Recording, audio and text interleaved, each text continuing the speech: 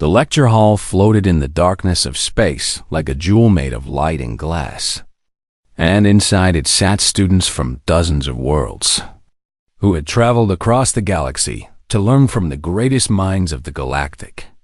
Compact Kira Vasquez walked through the curved doorway and felt every eye in the room turned toward her, and she kept her head high even though she could sense the whispers that followed her like shadows.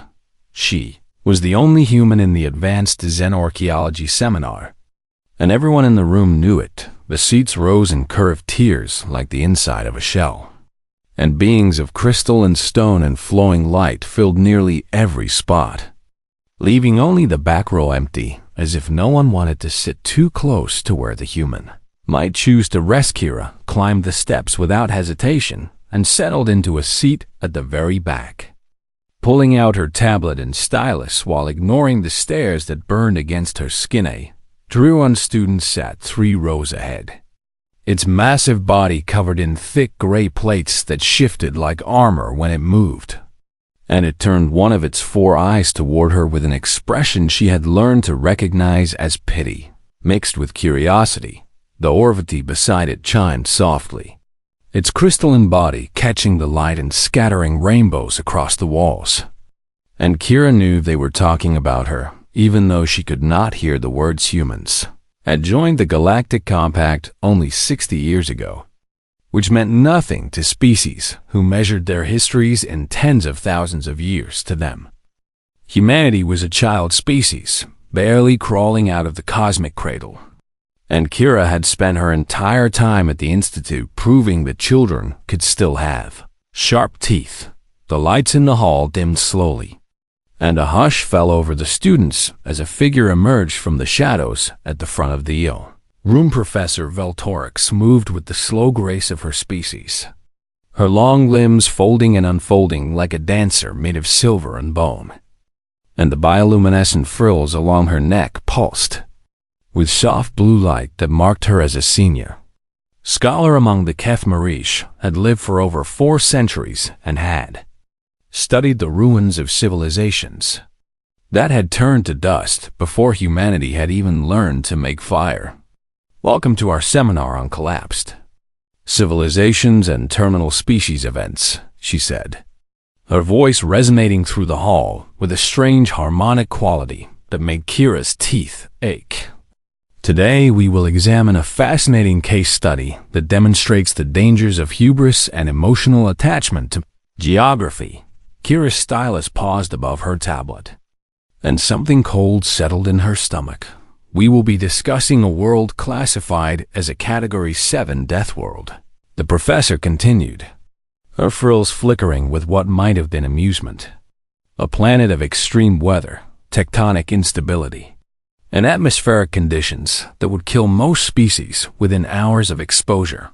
The students murmured among themselves, and Kira heard the word Death World repeated in tones of horror and fascination. She already knew which world the professor meant.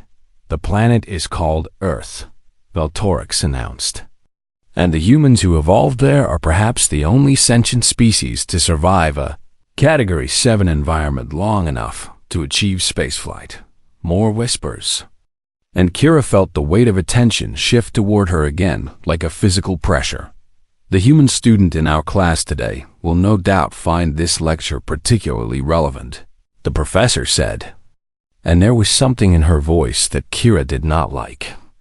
I hope she will appreciate the academic rigor we bring to analyzing her species' history. Kira said nothing, but her grip on her stylus tightened until her knuckles went white.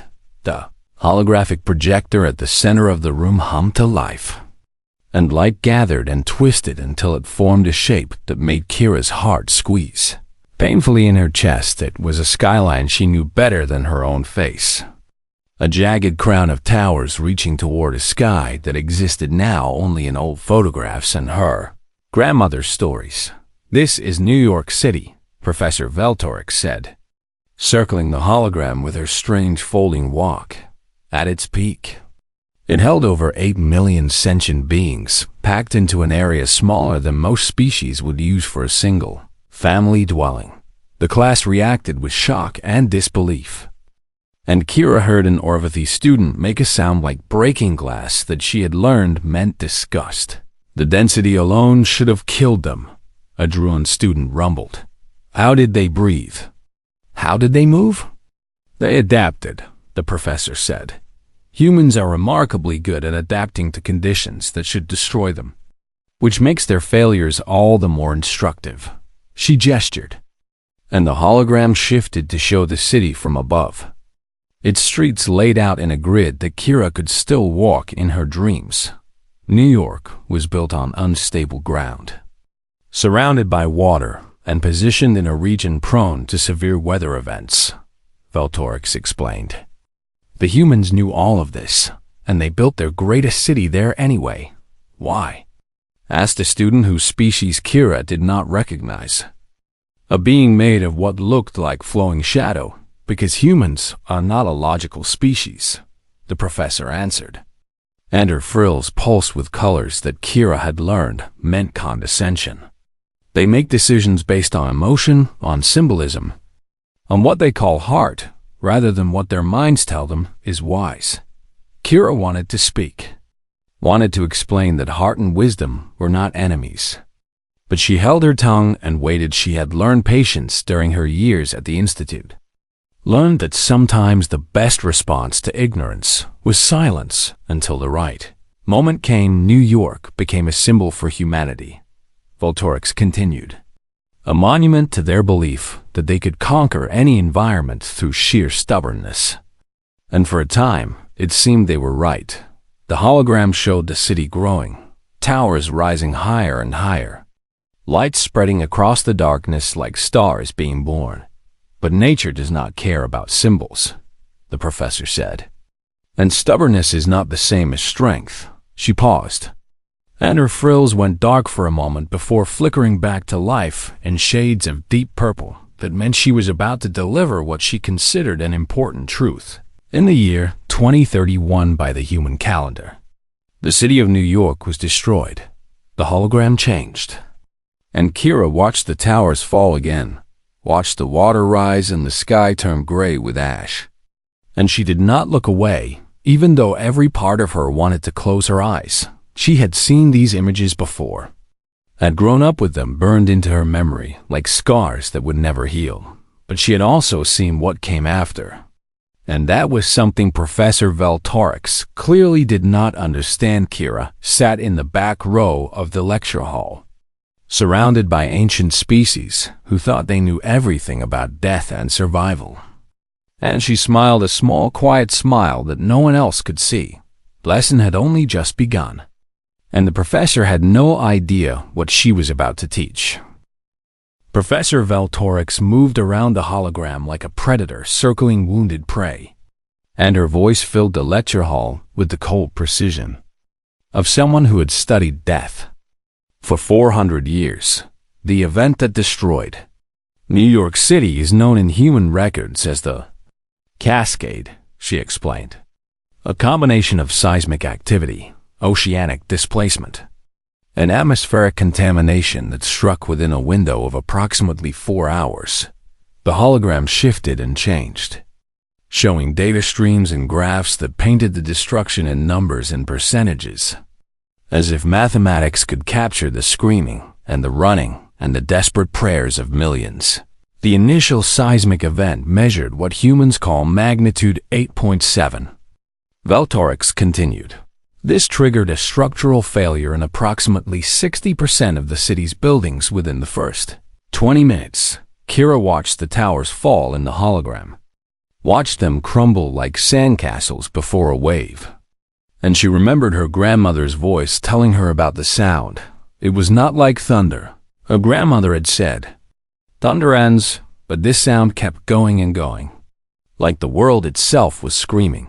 Following the seismic event came the oceanic displacement, the professor said. What humans call a tsunami, though this one was far larger than any in their recorded history.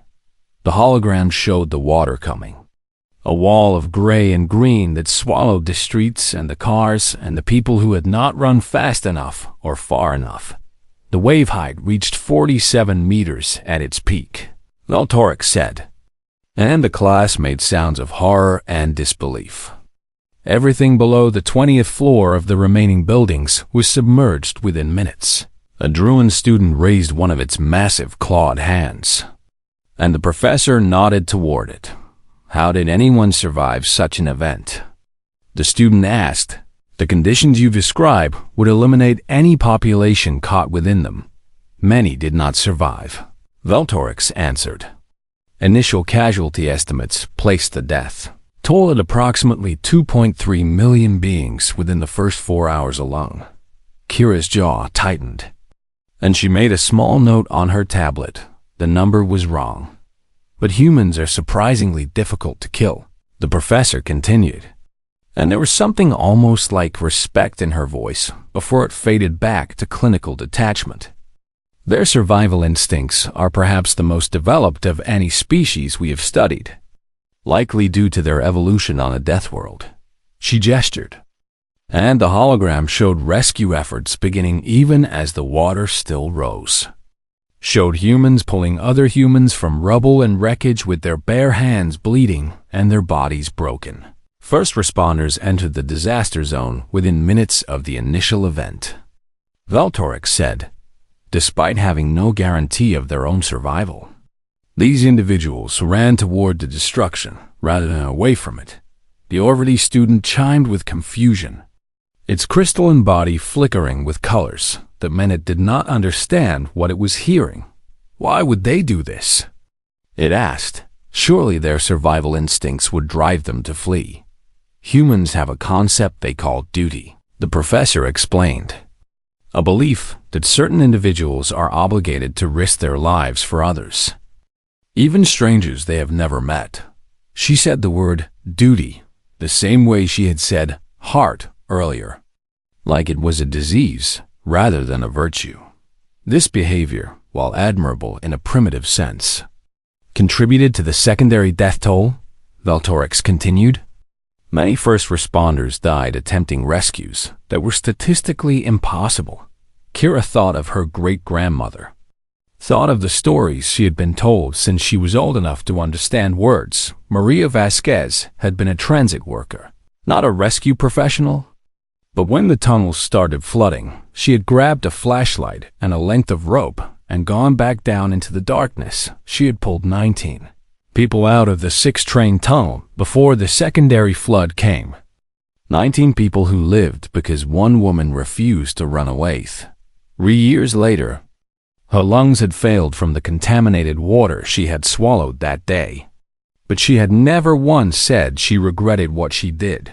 The atmospheric contamination was the final component of the cascade, Professor Veltorix said, pulling Kira back to the present. The seismic event ruptured underground storage facilities containing industrial chemicals and fuel reserves. The hologram showed the sky darkening, showed clouds of toxic gas rolling through the streets like hungry ghosts. The contamination made large portions of the city uninhabitable, the professor explained. Humans who survived the initial event and the flooding found themselves unable to breathe the air in what had been their home. She paused, and her frills pulsed with colors that Kira had learned meant she was about to make a point she considered particularly important. The Galactic Compact sent observation teams to Earth within days of the cascade, Veltorix said. Our scientists analyzed the damage and calculated that the city of New York would be uninhabitable for a minimum of 800 standard years, the class murmured. And several students made notes on their tablets. The contamination was too severe, the professor continued. The structural damage too complete. The psychological trauma too deep for any species to consider returning. She gestured. And the hologram showed the city in ruins, empty and silent and gray. A graveyard of steel and glass and broken dreams. The compact offered the humans relocation assistance, Veltorix said. We had identified several suitable planets where they could rebuild their civilization, where they would not have to look at the grave of their greatest city every day. Did they accept? Asked the shadow being student. No, the professor answered, and her voice carried a note of frustration that made Kira's small smile grow just a little wider. They refused. The class erupted in confused murmurs, and Veltorix raised a hand for silence. "This is where the case study becomes instructive," she said, "because what the humans did next demonstrates why emotional attachment to geography is ultimately self-destructive."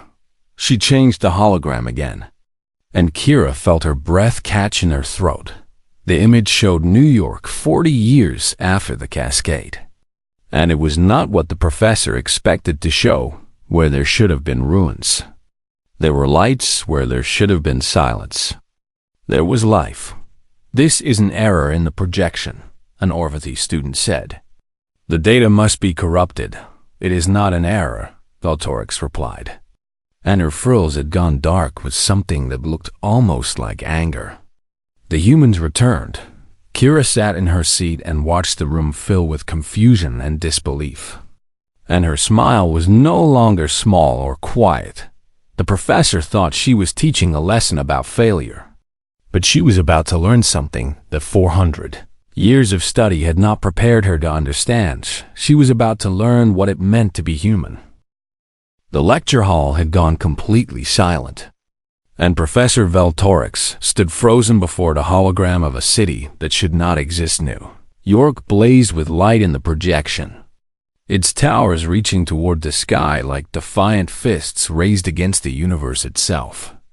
And the students stared at it with expressions ranging from confusion to something that looked almost like fear. "I do not understand," the Druin student rumbled, its 4 eyes blinking in a pattern that meant deep confusion. "You stated the city would be uninhabitable for 800 years. That was the Compact's assessment," Veltorix replied, and her voice had lost some of its confident authority. "Our scientists calculated the contamination levels, the structural damage, the atmospheric toxicity, and determined that no species could survive there for nearly a millennium. Then how is this possible?" asked the Orvathy student, its crystalline body chiming with sharp notes of distress. The professor's frills flickered through several colors before settling on a pale gray that Kira had learned meant uncertainty. And it was the first time she had ever seen the ancient scholar look anything less than completely sure of herself. The humans returned within 5 years of the cascade, Veltorix finally said, "not to salvage resources or recover bodies, but to rebuild." She gestured at the hologram, highlighting different sections of the new city with sweeps of her long fingers. "They began with the foundations," she explained. "The old structures that had survived the seismic event were reinforced with new materials, flexible alloys that bend with ground movement rather than breaking. The hologram showed the engineering in cross-section, showed how the new building sat on bases that could shift and sway without crumbling. They built seawalls where there had been open harbors," the professor continued. "Massive barriers designed to break tsunami waves before they could reach the city proper." Images of the walls appeared, curved structures of concrete and steel that stood like shields against the hungry ocean. They created atmospheric filtration systems throughout the entire metropolitan area, Veltorix said. Towers that pulled contaminated air in and released clean air out, working constantly to heal what had been poisoned. A Kethmari student in the front row raised a tentacle, and the professor nodded toward it. "How long did this reconstruction take?" the student asked. "They achieved basic habitability within 32 years, Veltorix answered. "The subway system was operational again within 41 years. The class erupted in sounds of disbelief, and even Kira felt a surge of pride in her chest, despite having heard these numbers many times before. "That is impossible," the shadow being said.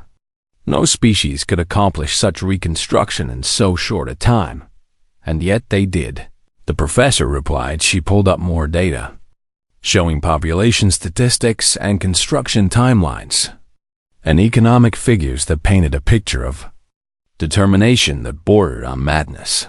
The humans poured resources into the reconstruction that they could have used elsewhere, Veltorix said. They diverted funding from space exploration, from medical research, from infrastructure projects in undamaged regions. Why? The Druin student asked. Why would they sacrifice so much for a single city when they had an entire planet? Because it was not just a city to them, the professor answered. And her voice had taken on a strange tone that Kira could not quite identify. New York held what humans call significance beyond its practical value. She brought up images of the old city, photographs from before the cascade that showed streets crowded with people and buildings covered in lights and signs. This city was where humans from across their world came to build new lives. Veltorix explained. It was a symbol of possibility, of the belief that anyone could become anything if they worked hard enough. A symbol. The Orvathy student repeated. They rebuilt a city for a symbol? They rebuilt it for their dead, Kira said. And her voice cut through the murmuring like a knife through silk. Every head in the room turned toward her. And Professor Veltorix's frills flared with surprise. Ms. Vasquez, the professor said. You will have an opportunity to speak during the discussion period. The discussion period will not cover what I have to say, Kira replied.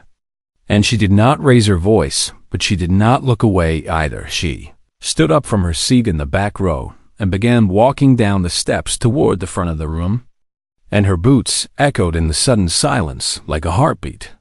You have studied the cascade for decades, Kira said. You have analyzed the data and calculated the probabilities and determined that what happened should have been the end of that city. The evidence supports that conclusion, Veltorix said. The evidence is incomplete. Kira replied. She reached the bottom of the steps and stood facing the hologram, looking up at the glowing image of her people's greatest wound and greatest triumph. You measured the contamination and the damage and the radiation, Kira said. You calculated the cost of reconstruction and the years it would take and the resources it would require. All relevant factors in determining habitability, the professor said. You forgot one factor, Kira said. And she turned to face the class with eyes that held something the ancient species had never seen before. You forgot to measure how much we loved that city. The room went still, and Kira could feel the confusion radiating from every being in the hall, like heat from a fire. Love is not a factor in reconstruction calculations, Veltorix said.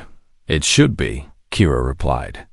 Because love is why we went back into the poison air with masks on our faces and determination in our hearts. Why we cleared rubble with our bare hands while we were still counting our dead. Why we planted trees in soil that the compact said would not grow anything for centuries. She gestured at the hologram, at the glittering city that defied every prediction. The galaxy's greatest scientists had made. You calculated 800 years, Kira said. We did it in 32 because every single person who went back to that city carried the weight of everyone they had lost. And they were not going to let that weight mean nothing. Professor Veltorix stared at her with an expression that shifted through several emotions before settling on something that looked almost like understanding. But Kira was not finished. She had come to this institute to learn from ancient species. But today, she was going to teach them something they had never known. She was going to teach them what it meant to be human. Kira stood at the front of the lecture hall with the hologram of New York glowing behind her, and she could feel the weight of every eye in the room pressing against her skin like the gravity of a dozen worlds. Professor Veltorix had not moved from her position near the projector, and her bioluminescent frills pulsed with colors that shifted too quickly for Kira to read. You speak of love as if it were a force of nature, the professor said. As if emotion could move stone and purify poison. It can, Kira replied. When the emotion is strong enough, and the people who feel it are stubborn enough to act on it. She pulled out her tablet and connected it to the lecture hall's display system. And new images joined the hologram of the city. The first showed a woman with dark hair and tired eyes standing in front of a collapsed building. Her clothes covered in dust and her hands wrapped in bloody bandages. "This is Maria Vasquez," Kira said. "My great-grandmother." The class looked at the image with the detached curiosity of scientists examining a specimen. But Kira did not let their coldness touch her. She worked for the city's transit authority. Kira continued. Her job was to maintain the trains that ran beneath the streets, the subway system that moved millions of people every day. She changed the image to show the interior of a flooded tunnel. Dark water reflecting the beam of a flashlight. When the cascade hit, Maria was underground, Kira said. She felt the shaking and heard the screaming, and watched the water start to pour in from above. A logical being would have fled, Professor Veltorix said. Survival instincts should have driven her toward the surface. A logical being might have fled, Kira agreed. But Maria was human, and she could hear voices in the darkness. People trapped in train cars that were starting to fill with water. She brought up another image, a diagram showing the 6-train tunnel and the route Maria had taken that day. She had a flashlight and a length of rope that she used for maintenance work, Kira said. That was all she had, and it was not enough for what she was about to do. The Druin student leaned forward, its massive body shifting with interest. What did she do? It asked. She went deeper into the tunnel, Kira answered. Toward the voices, toward the water, toward almost certain death. She changed the image again to show a list of names. 19 names written in careful letters on a memorial plaque. She found a train car that had been knocked off the tracks by the seismic event, Kira said. Inside were 23 people, trapped by doors that would not open and water that was rising every second. How did she open the doors? The Orvathy student asked. She did not open them, Kira replied. She broke the emergency glass with her bare hands and cut herself, so badly that she would carry the scars for the rest of her life. The class made sounds of shock and discomfort, and Kira could see several students looking at their own hands as if imagining the pain. She pulled 19 people out of that train car before the secondary flood came, Kira said. 19 people who are alive today, because one woman decided that her own survival was less important than theirs. And the other 4? Professor Veltorix asked quietly. They did not make it, Kira answered. And her voice did not waver even though the words hurt. The water rose too fast. And Maria had to make a choice between dying with them or living to save the ones she had already pulled free. She let the silence hang in the air for a moment before continuing. She chose to live, Kira said. And she spent the rest of her life wondering if she had made the right decision. Did she? The shadow being asked. She saved 19 people, Kira said. 19 people who went on to have families and children and grandchildren. 19 branches of a tree that would have been cut down if Maria had listened to her survival instincts and run. She changed the image one more time, showing a photograph of an old woman sitting in a hospital bed, her face lined with age and her eyes bright with something that looked like peace. Maria died 3 years after the cascade, Kira said. Her lungs never recovered from the contaminated water she swallowed that day, and in the end they simply gave out, a preventable death. Professor Veltorix observed, had she fled when logic demanded, she would have lived much longer. Yes, Kira agreed. She would have lived longer, but she would not have lived better.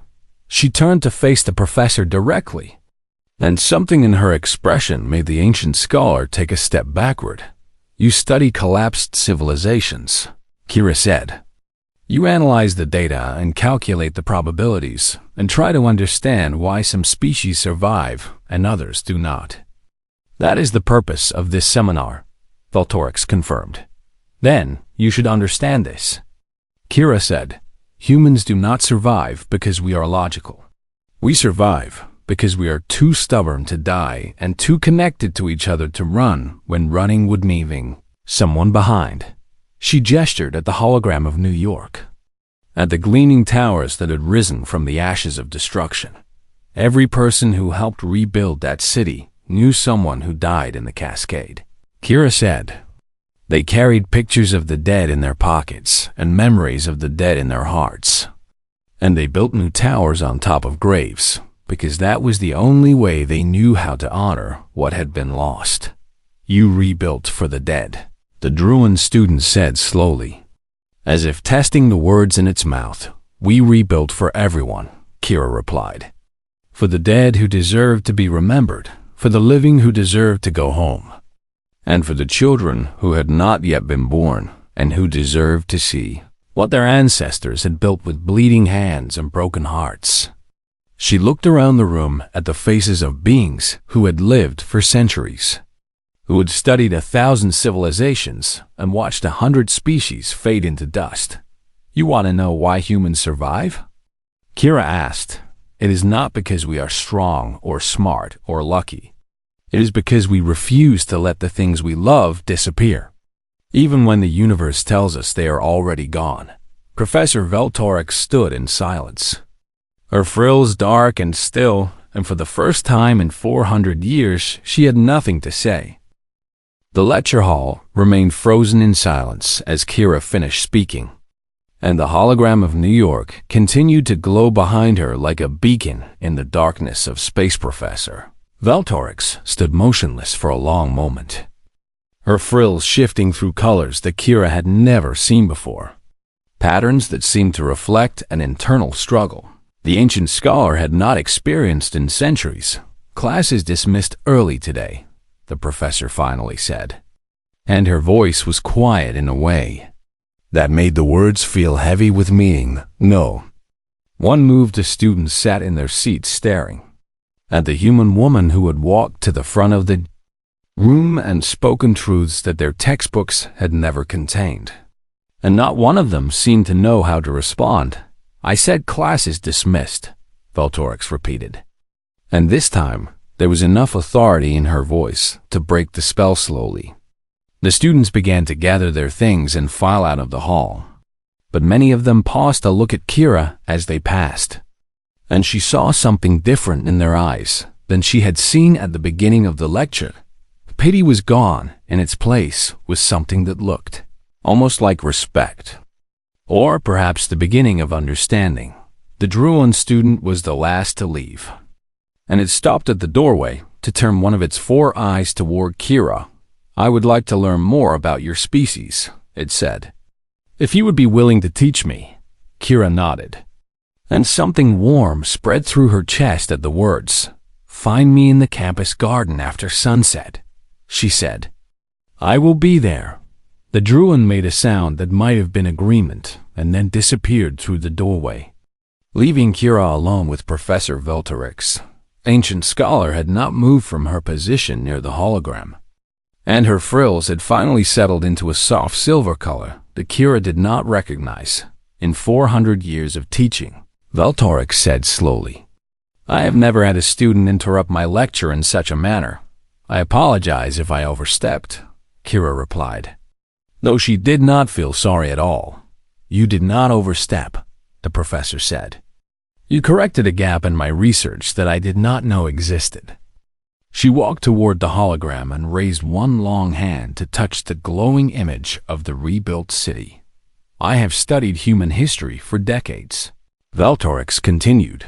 I have read your records and analyzed your data and examined your ruins with the most advanced technology the Compact possesses. But you never asked us why we did what we did, Kira said. No, the professor admitted. I assumed the data would tell me everything I needed to know. She turned to face Kira, and her expression was one of genuine curiosity rather than academic detachment.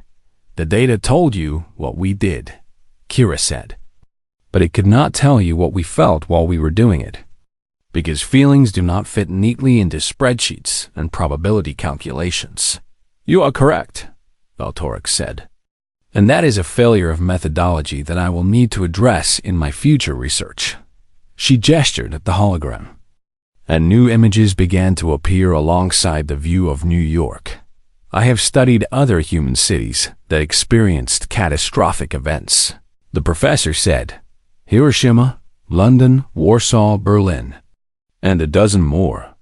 Kira watched the images cycle through scenes of destruction and reconstruction, fire and renewal, death and stubborn, defiant life.